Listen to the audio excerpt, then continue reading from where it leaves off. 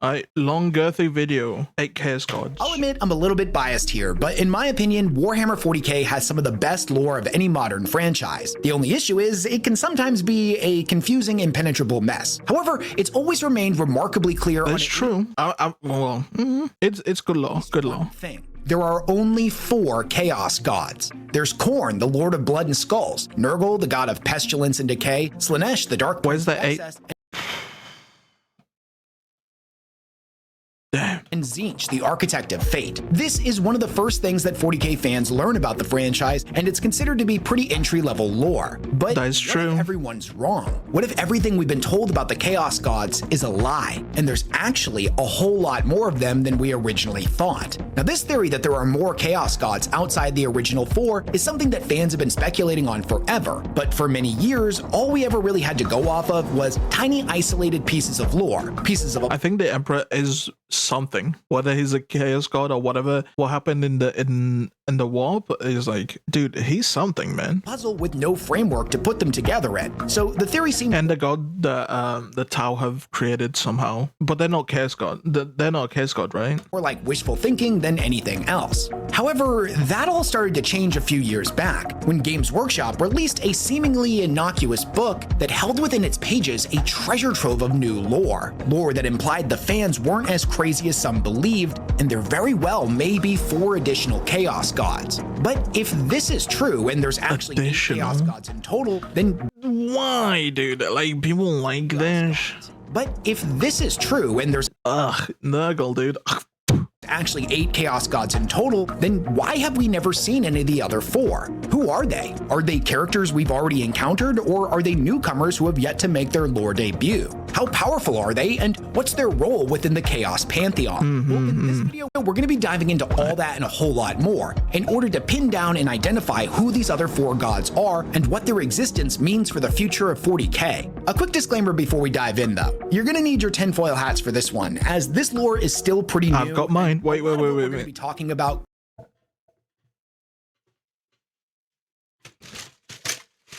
tinfoil hat on.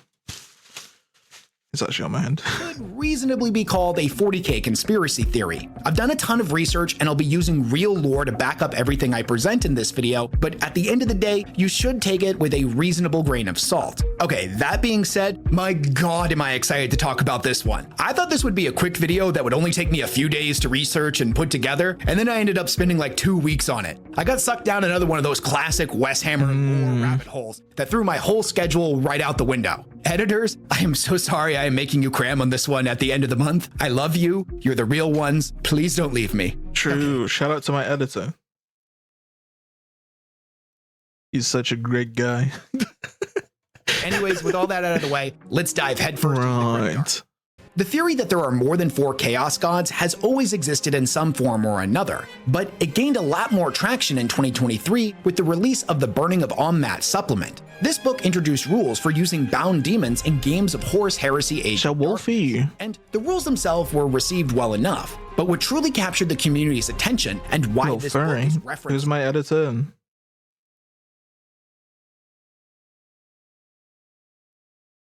I don't know, but they're really good.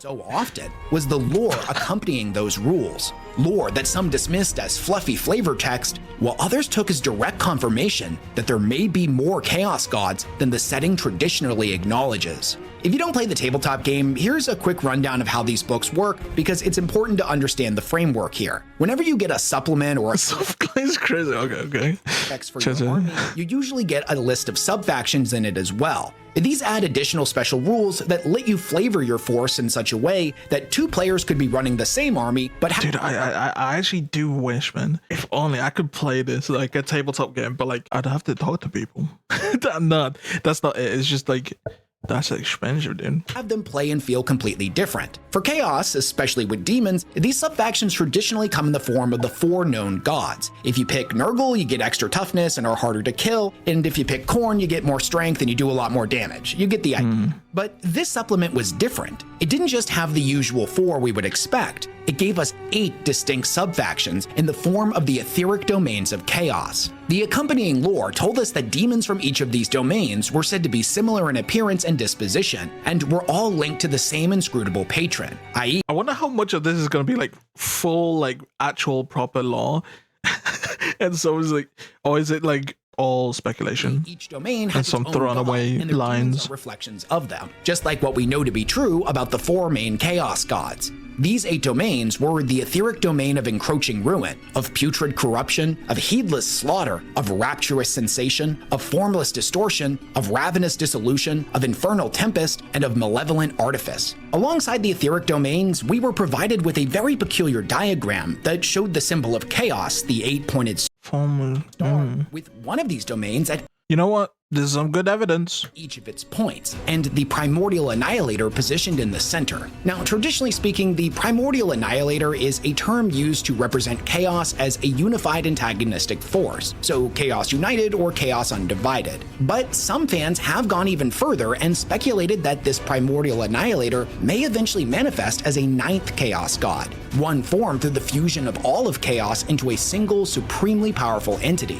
And there is some precedence to that, considering that there's the whole Are the fog gods linked to the others? Like fully linked? Like people actually know? whole prophesized 100%? beast thing from Warhammer Fantasy. Now, I wanted to acknowledge this theory, but for the purposes of this video, I'm mostly going to be focused on the 8 Like which one's which one's like Nurgle, Korn, and Slanesh? domains themselves, as the evidence to support the existence of a sentient primordial annihilator is somehow even more sparse, and we're already dipping pretty deep into tinfoil hat territory as it is. But anyways, I'm getting a little bit off topic. Although many people have already speculated on the implications of this book, I feel like a lot of them skimmed over the most important part, the diagram itself, as it contains more information about the mystery gods than all of the rest of the lore in this book combined. It's my belief that the domain's placement in the diagram of the Chaos Star is not random, but intentional and important. We can learn a lot about a god before we even know its name simply by examining its placement, namely which gods stand to their left and right, and which ones are on the opposite side from them.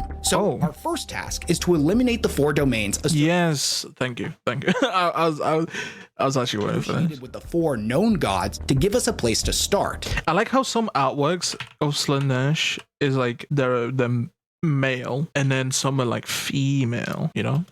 Body type 1 and 2, dude. The 40k lore community tends to agree on the following pairings. We've got Heedless Slaughter in Khorne, Rapturous Sensation in Slanesh, Infernal Tempest in Tzeentch, and Putrid Corruption with Nurgle.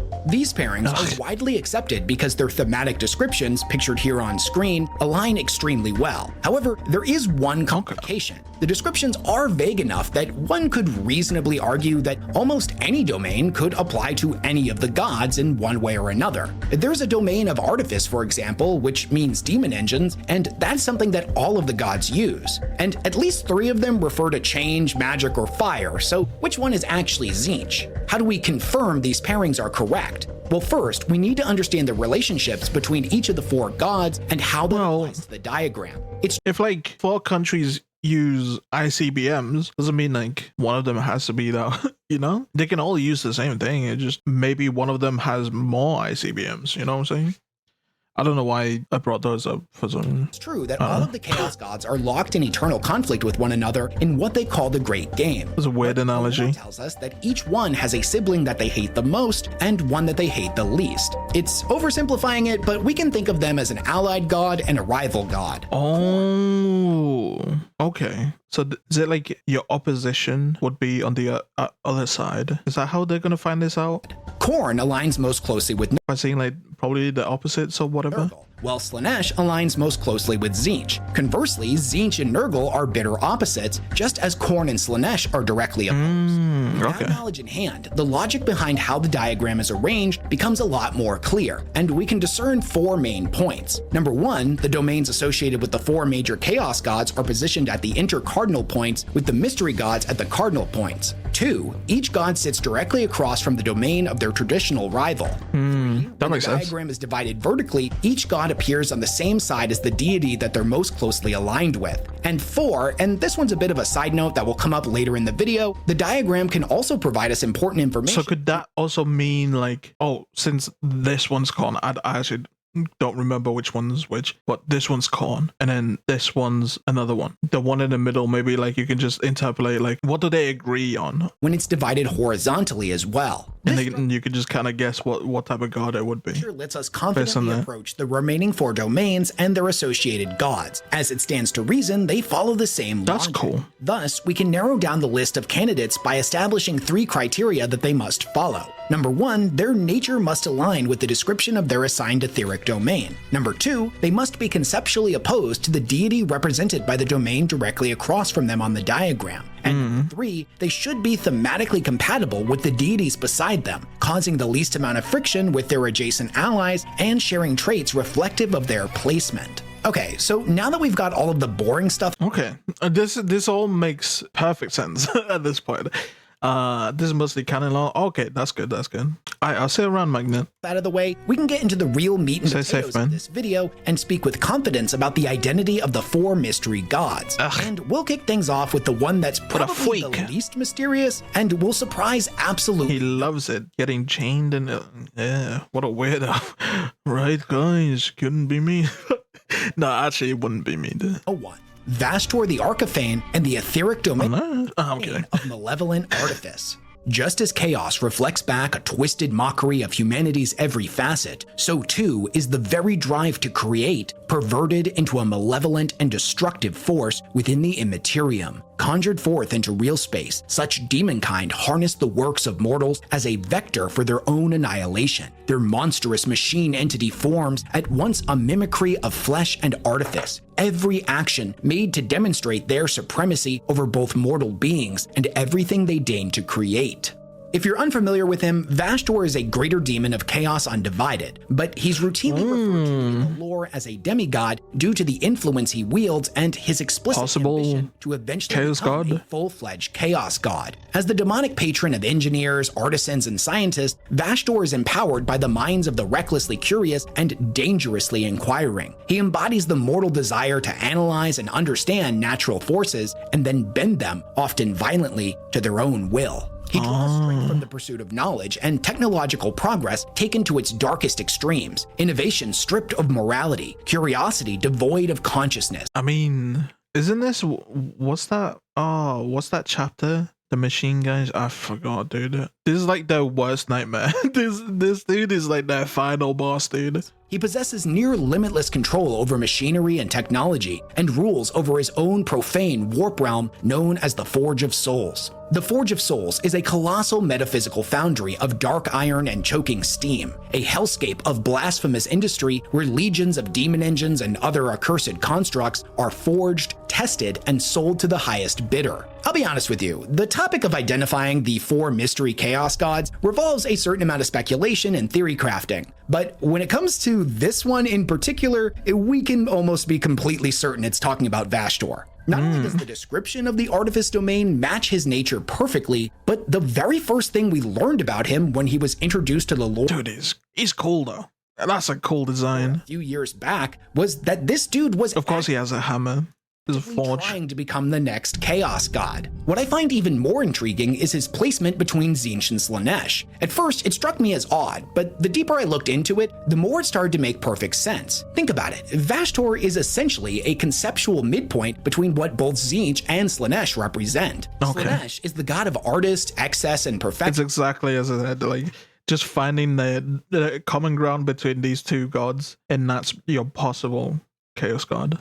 Their followers are constantly pushing creative expression to new and often horrifying extremes. That is true. To new and freaky, horrifying pleasures and or whatever, trying new things. Pursuit of achieving ultimate perfection. This makes sense. Vastor That's so weird, dude. new and I'm actually often just clocking now horrifying the designs. extremes in pursuit of achieving ultimate One pack and one one bitty. Ultimate perfection. Vastor operates the same way, except his form of artistic pursuit is focused specifically on engineering, invention, and the perfection of machinery, whereas the followers of the Prince of Excess are more often associated with art, poetry, music, that type of stuff. Vastor's got more warpsmiths than he knows what to do with, and Slaanesh has the Noise Marines. Tzeentch, on the other hand, is the god of change and ruthless ambition. His followers reject hierarchy and tradition, constantly seeking to improve their lot in life by accumulating ever more power. They believe destiny is not predetermined, and greatness comes to those willing to see. Whoa. I think I'm just like... I think my brain... just like... What's the word? I lost it.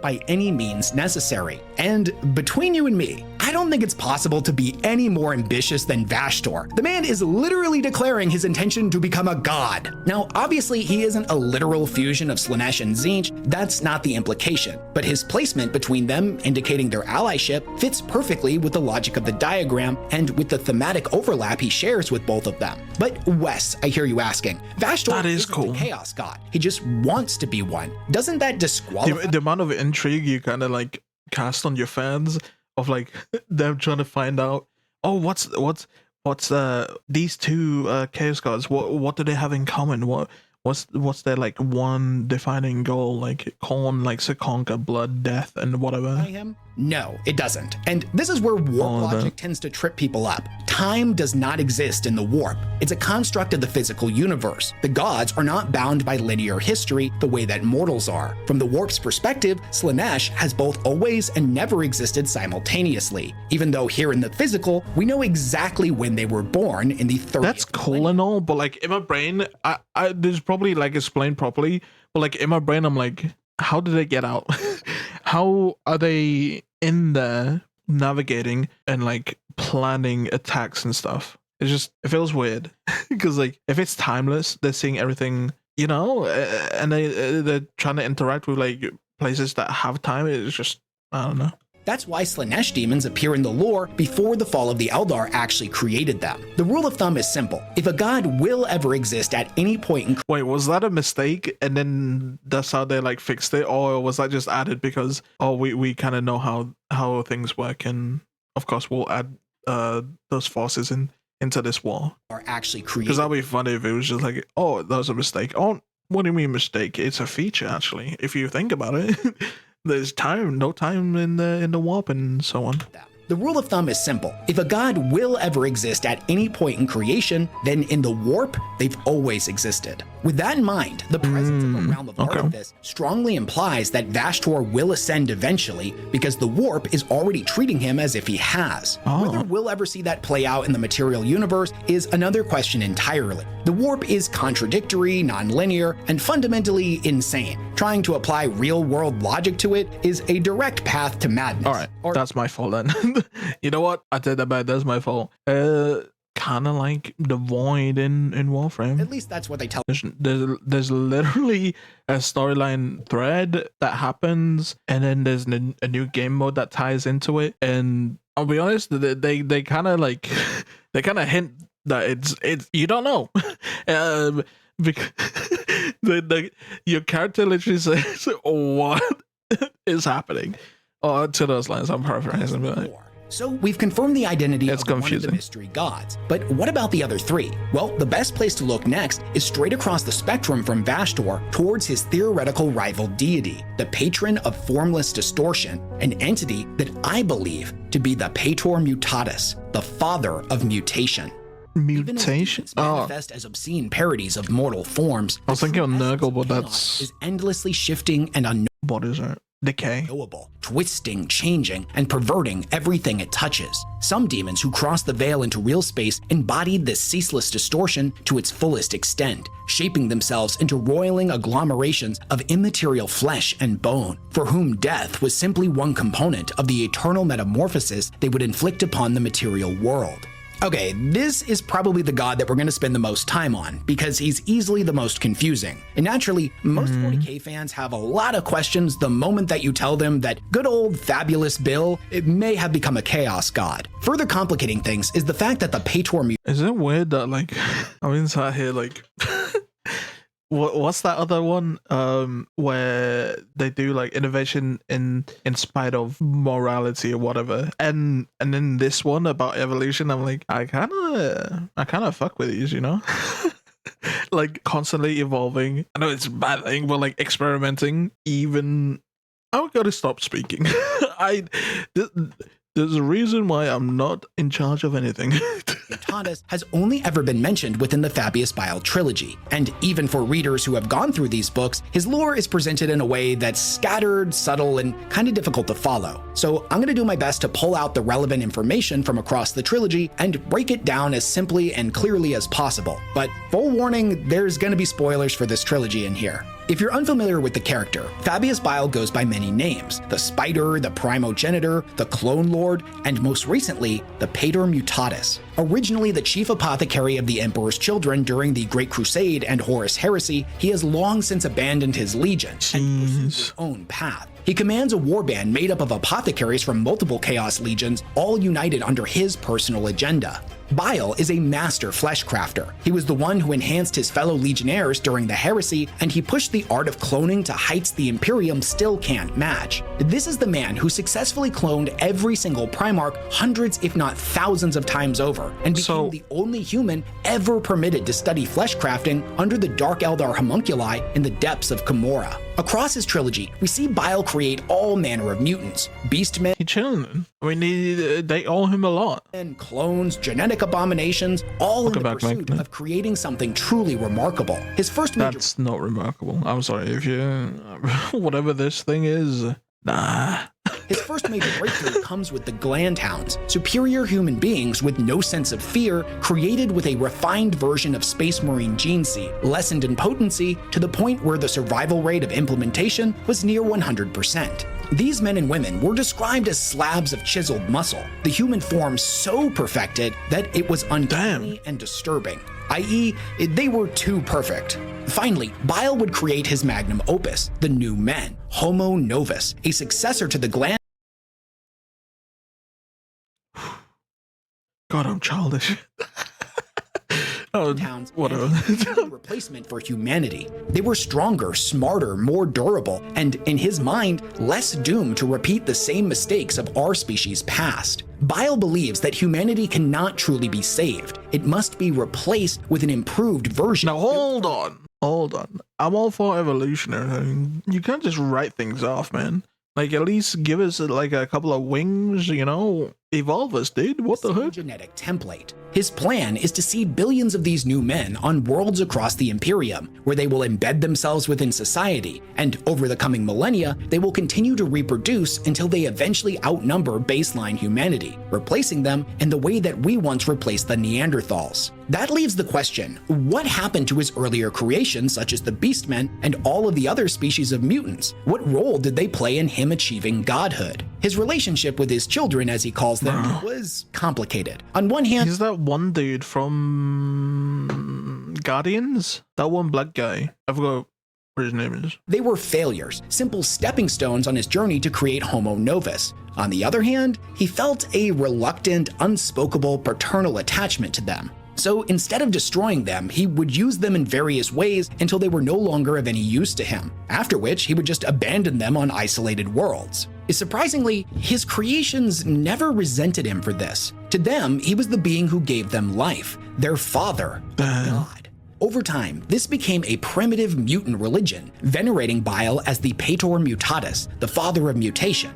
Oh, I see the connection now. I see why he might be the Chaos Gods. They all believe he is a god. The other Chaos Gods is viewed as somewhat benevolent, if a bit aloof. One that gives them life and keeps them safe. One who ensures that their children will have a chance. Which leads into my thought earlier. He has to be something. The God Emperor has to be something, man. It just has to be. The chaos, the warp thing, like I said, man. To grow, and the amount of people that believe. I'm going off like Final Fantasy like logic, where like if you like just believe in something enough, you can just create a god out of nothing. will always be plentiful. These beliefs would spread amongst all of his creations, from the gibbering abominations to the beastmen to the gland hounds and even to Homo novus, despite Bile's insistence that gods did not exist. Over time, their societies would grow and spread, their collective faith gradually coalescing in the warp as a budding new chaos deity. Now, there are two details that I didn't pick up on right away that make all of this a lot more interesting. First, when you're reading this trilogy, it feels like it takes place in the current era of 40k. There's nothing really to say that it isn't. But then it's revealed in the second book with a throwaway line that the events are actually occurring in the 34th millennium. This means that the Pater Mutatis was only beginning to form during the story. 7,000 to 8,000 years have passed since then, which is plenty of time for his mutants to multiply 1,000,000 times over and their collective worship to strengthen this new god. Now, the second thing, and this is definitely the biggest spoiler for the trilogy, but Bile actually dies. But do these have like the tech to leave their planets since he abandoned them on those planets? Probably not, right? For the end of the third book. Now, he's died 1,000,000 times before. He's the clone lord. Every time he dies, he transfers his consciousness into another one of his clones and he just keeps on going. All right, Rick, what the heck? This time he dies for real. Huh? This occurs because he turns into the Chaos God now. Does that mean God Emperor is turned into a god as well? Technically he's dead, right? I'm pretty sure. But technically he's still alive. And then we saw a video about the Star Child and like a piece of him leaving. The piece that he didn't want, like his compassion and everything. He chooses to sacrifice himself in a pact with Fulgrim and presumably the Chaos Gods to ensure his children's safety over the coming millennia. Now granted, he doesn't stay dead, he gets better. In the epilogue, we learn that he resurrected himself thousands of years later in the modern setting, shortly after the fall of Cadia and the formation of the Great Rift. So we will never forget. R.I.P. Cadians. This now leaves the universe with dozens of Bile clones, which had remained active while he was dead, and two, quote, real Biles. Number one, the resurrected original, who is linked to all of his clones and can experience what they experience, and two, the Pater Mutatis, the lesser chaos god tied to mutation and formless change formed by Bile's worship. Now, whether this deity was formed from Bile's soul after he sacrificed himself for his children, or its birth just came about naturally from so many people. What is that? Is that like an actual monster? Is it like kind of the artistic thing, flair? A mystery that's about the yet to be explained. Souls in 40k are weird enough as it is, but we're talking about the dude with probably the most fractured soul of all time, as he's cloned himself hundreds of times over, transferred his consciousness just as many times, and had at least one true death and resurrection. So who can really say what's going on with his spiritual essence? Personally, this is the way I like to explain it. The Pater Mutatis is Bile, but Bile is not the Pater Mutatis. One was formed from the other, but the other one still exists, and thus they're two separate entities. There's still a lot we could discuss about Bile and the Pater Mutatis, like how, if we're being honest, Bile's path through life mirrors the Emperor's in way too many uncomfortable ways, or, for example, the whole King of Feathers prophecy from the trilogy, and the possibility that the Harlequins, Laughing God himself, have been subtly guiding Bile towards his ascension, which, if that's true, then it implies that Chegarak sees his rise as the Pater Mutatis as something vitally important to preventing Ranadandra, the final chaos victory, and it's a key part of his plan. I think I vaguely remember the clown guy. Final joke on Slanesh, but we don't have time for any of that, and we'll have to save it for another video. So, does the Pater Mutatis make sense as the deity of formless distortion? That's the big question. And more importantly, does it satisfy all of the criteria that we set up in the beginning of the video? The Pater Mutatis is generally understood to be a god of mutants and mutation, derived from Bile's millennia of cloning and flesh crafting. The domain of formless distortion is described as a realm of metamorphosis, inhabited technically is formless as, quote, roiling agglomerations of immaterial. He keeps dying, resurrecting. That's some sort of like formless.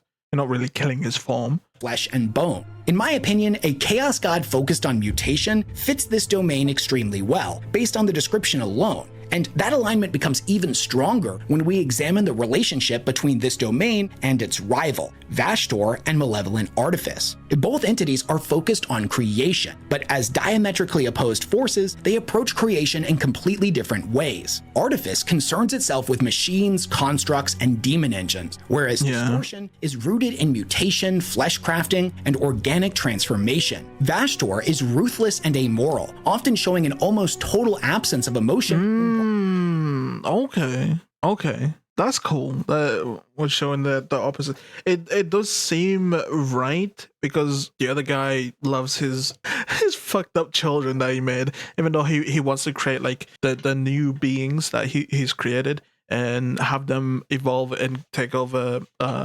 humanity as a whole. He still cares for like his screwed up creations of like animal things. Bargaining with other demons. But the other one has like, no, we must evolve, we must upgrade, we must experiment.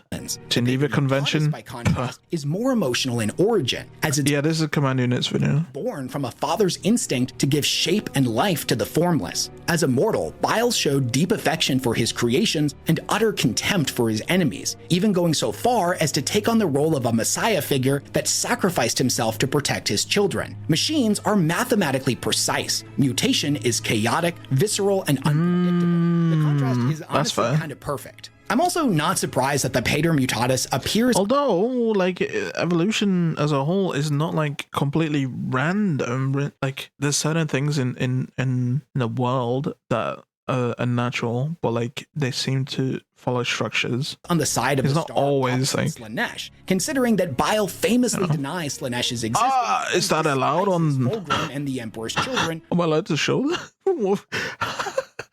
I counted like 8 titties. Almost as much as they despise him. What's more peculiar is his placement between Khorne and Nurgle as an allied force. And I'd love to hear your thoughts on the parallels between these. Khorne and Nurgle.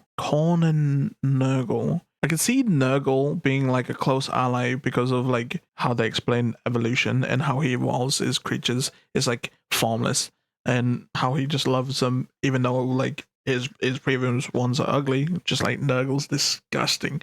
Ugh, stupid Nurgle. But Khorne, what's the link there? Taking over, maybe? Like overtaking humanity, his want to replace humans? These three. Conquering, I suppose, maybe? Me, a few things stand out immediately. First, his deep love for his creations aligns closely with Nurgle, making the father and the grandfather natural allies. As for Khorne, the alignment seems to come not from temperament, but from the Pater Mutatus' focus on organic forms. Khorne despises sorcery and artificial constructs created through profane manipulation of arcane power sources. Mutants may be ugly, but at least they're honest and their strength is natural. Unfortunately, as of the time of this recording, the Pater Mutatus is an entity that we have not actually seen in any meaningful capacity. In the Bile trilogy, it's only referenced a handful of times, and we have no recorded interactions between it and Vashtor. The closest proxy that we have for this is Fabius Bile's rivalry with Belisarius Cawl, as demonstrated in the novel Gene Father. Cawl. Isn't that guy? Isn't Cawl the guy with the thingy? The one that the Adeptus Mechanicus. Holy, I just remembered what they're called. I think he's like a heretic or whatever because he's innovating, but he's like being pedantic about like, oh, well, everything's been innovated. I'm not innovating, I'm just rediscovering. In my opinion, this stands in as a pretty good proxy for the relationship between Vashtor and the Pater Mutatus and their associated domains. Okay, we've talked about the Pater Mutatus and Bile for long enough. Let's shift our focus now to the north-south points on the diagram from before, and we'll start with Ravenous Dissolution and everybody's favorite canon, not canon, but secretly still canon, patron god of edgelords and ska fans, Malice. Like all of this is new to me, man. Like, yeah, these new law, man. It encompasses all things, and like the dragon of eternity that feasts upon its own tail, this hatred extends even to itself. To expect rational, insane logic from creatures such as these would be foolish, for chaos was both its name and its nature. Yet in its self-destructive hatred, there was no ally to be found, only a new and more unpredictable foe. Whereas the four major ruinous powers all have clear desires and agenda, war... I see the connection. I see the link with Khorne. What's the other one? Would be Slanesh? Is the other side? Or decay, is it Siege? change, and excess. Malice stands apart. He's traditionally described as the lesser chaos deity of anarchy, terror, mutual ruin, and chaos's own self-destructive, inward-turning nature. He's often called the outcast god or the renegade god, and he represents chaos's compulsion Renegade. to tear itself apart. His hatred for his enemies is matched only by his hatred for his supposed allies. Naturally, Malice has no friends amongst the Pantheon, and those that follow... Bro's the opposite of Dultan. Instead of I have no enemies, he has no allies.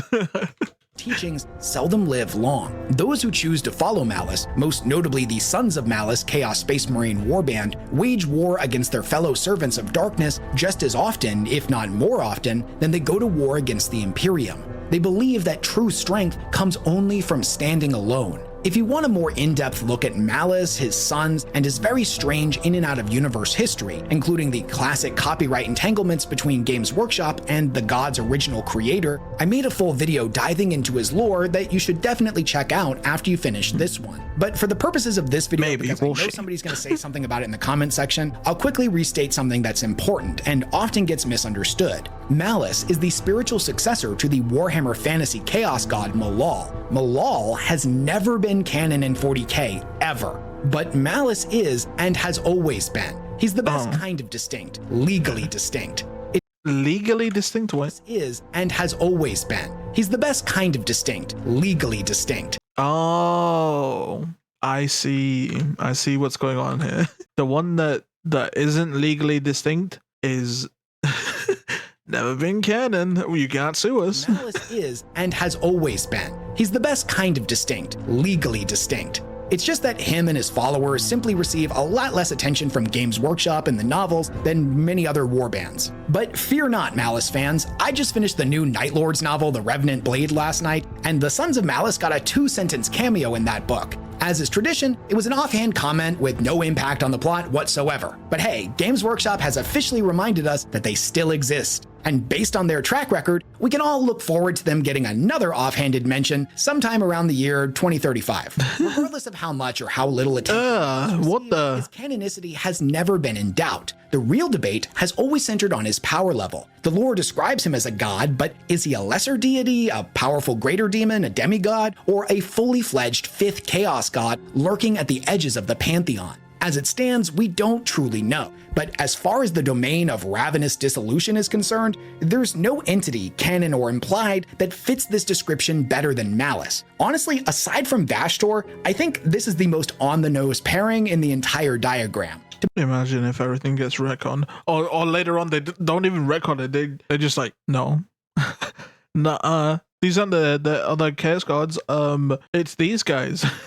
Just creates new ones. Placement, though, we need to know about his rival in the last etheric domain. So let's talk about them first real quick, and then we'll circle back around to our criteria checklist.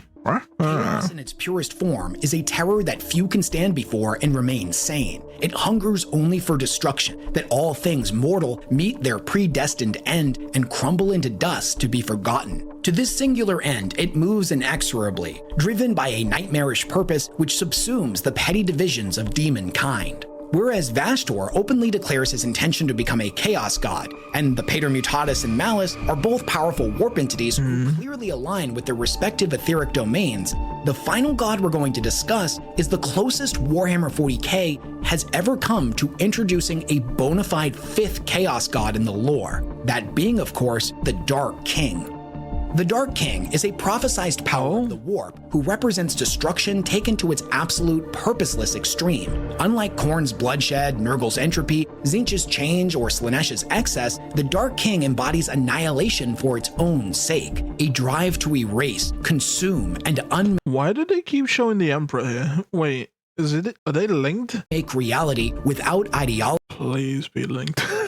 Pleasure, hatred, or ambition behind it. His coming was foretold by both Eldar and human prophecy, but for millennia, these warnings were dismissed as just one amongst countless apocalyptic visions. Nothing suggested he was an imminent identifiable threat. That changed during the closing stages of the Siege of Terra, specifically in the End in the Death Volume 2 novel, where the prophecy becomes overtly defined. And the crucial twist, the detail that elevates the Dark King beyond simply being Chaos God number 5, is that we were eventually shown who it was meant to be. Oh, During the Emperor and Horus's final confrontation aboard the no way. Spirit, the Emperor realized the terrible truth. In a direct contest of warped back power, Horus had the advantage. Swollen with the might of all 4 Chaos Gods and fighting within the warp's echo of the ship, for as impossible as it is to believe for Emperor simps, Horus was simply stronger. For all his unmatched psychic might, the What? Heresy, man. What the heck? What is this heretic talking about? As he was. To save humanity, the Emperor did the one thing he had always refused to do. Tapped into the warp, He huh? drew in the warp's power, fully, drinking from it on a scale that Wait, was I right? Wait, is it? It was meant to be. He said meant to be. So it was meant to be the Emperor. Psyker had ever matched. As he does this, the Emperor begins to change. Does he create something? Does he split off and make this Chaos God? Or is he the Chaos God? Well, I guess if he was the Chaos God, he does split off anyway for the Star Child thing. Describes him as becoming a sphere of obsidian darkness, wrapped in lightning, radiating such immense power that nearby custodians are reduced to charred, shambling husks simply by God being in its damn, presence. dude. As this being sweeps across the nightmare landscape of the inevitable city, demons, traitor Astartes, and mortal heretics alike panic and flee before it. At this moment, the Emperor is no longer merely a man with godlike abilities, he is actively ascending into a chaos power, the very embodiment of the Dark King. What stops his ascension into a god is the sudden intervention of a perpetual named Olanius Person, one of the Emperor's oldest friends who he had since had a falling out with. Him and his companion's arrival is so impossibly timed that even the Emperor in his proto-Chaos God state recognizes this as a moment of genuine miraculous chance. In a conversation through one of the custodians that the Emperor is controlling, Just Olanius appeals to the pure luck he didn't turn into a full Chaos God. Wait, that means there's no Chaos God. Then who would have been? Emperor's remaining humanity and forces him to confront the price of becoming the very thing he has spent his entire That's definitely why I was like, yeah, he tapped into the warp, bro. He has to be like a god or something, whether good or bad, whether chaos or not. Existence opposing. Skimming over a lot of conversation between these two, but eventually the Emperor chooses to abandon the power he has been gathering, shedding the mantle of the Dark King, even though doing so is going to drastically reduce his chances of being able to defeat Horus. But Olanius tells him to have faith. With this act, the prophecy is broken, and the Dark King fails to return, at least for now. We know that that's so cool fantasy, man. Because of characters like Samus, who is revealed to be a demon prince of and the herald of the Dark King. He implies that the Dark King's birth is inevitable because the warp is treating him as if he already exists. It may not have been Horus, nor the Emperor who ascended, but one day another would rise and usher in the god of encroaching ruin. Now, when it comes to how powerful he is, we never get a precise, quantified breakdown of his abilities, but the End of the Death gives us some hints that are kinda staggering. Some passages imply that his birth would have annihilated humanity entirely in a catastrophe mirroring what happened to the Eldar during the birth of Slanesh, but it may have been potentially even worse. Other passages imply that the universe itself would be altered at the atomic level, or even obliterated outright. Certain interpretations of the text by some fans go even further, suggesting that the Dark King's birth may not only destroy the physical universe, but the warp as well. This would be a being whose might— Would that be a good thing? If you just click reset, wait, that might be a good thing. Hold on now. Like, there's no way they're winning the way that they're fighting, because the more of their forces die, the more goes into the warp. The more the warp forces die, nothing happens. They don't lose anything. Hold on. We keep that in mind. Keep that locked away. We have a reset button. They just have Ragnarok. They just have a Ragnarok button. They just spawn this Chaos God and destroy everything. Might eclipsed all 4 ruinous powers combined, leaving nothing material or immaterial capable of resisting him. In this scenario, both reality and unreality would face complete and total ruination after he is born. Now, just as Vashtor and the Pater Mutatus exist as opposed gods, so too do the Dark King and Malice. Whereas the Pater Mutatus and Vashtor occupy opposite ends of a spectrum of creation, one rooted in mutation and flesh, the other in artifice and machinery, the Dark King and Malice sit on opposing ends of a spectrum of destruction. Malice is a divider, a god who perpetuates an endless cycle of hatred. His domain is— No, I'm always right. What do you mean? I'm always right.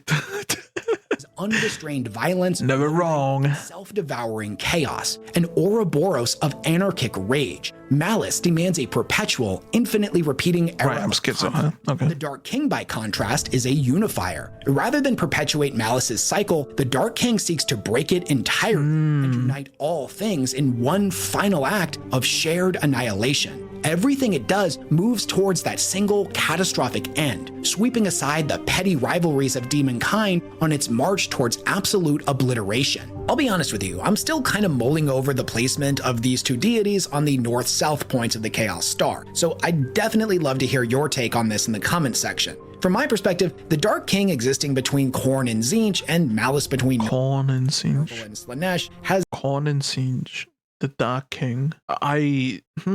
Khorne, I get destruction, right? Tzeentch, isn't he like sneaky? Wait, I'm afraid like out of all the Chaos Gods that are confirmed, I know the least about this guy. What does he do again? I don't know the link. What was the other one? Star. So I'd definitely love to hear your take on this. This is Malice, right? From my perspective, the Dark King existing between Khorne and Tzeentch and Malice— Change of fates. Okay, I see the link there. Changing the— Dude, he wants to change the Dark King, wants to change the fate of everything. You know what? Yeah, that makes sense. Between Khorne and Tzeentch and Malice between Nurgle and Slaanesh. Nurgle and Slaanesh. Malice in between Nurgle and Slaanesh. Malice. I'm blanking. Wait, what does Malice want to do again? Has a couple interesting things worth pointing out. Malice's placement makes some intuitive sense, as Nurgle embodies cycles and inevitability, and Slaanesh embodies extremes and excess. Malice insisting on an eternal, self-consuming cycle of hatred for anyone and everything, including himself. Oh, right. He has no allies. I forgot, dude. Exceptional poles. The Dark King's placement between Khorne and Tzeentch is either deceptively complex or super simple, and I'm way overthinking it. The most immediate symbolism to me is also one that's kind of straightforward and simple. Khorne and Tzeentch are often portrayed as the Pantheon's most destructive forces, the barbarian and the sorcerer, brute strength and arcane power. Two titans who refuse to yield to one another, whose clashes historically end in mutual devastation. The Dark King, whose domain is unification through annihilation, sits conceptually at the crossroads of these forces. But like I said, this is still something I'm thinking through. If Dultan goes into the warp, he will ascend into the Blank King. The Blank King. What does that mean? No, I'll ascend into the Quacker. And I genuinely would love to hear your thoughts on how these alignments might be interpreted.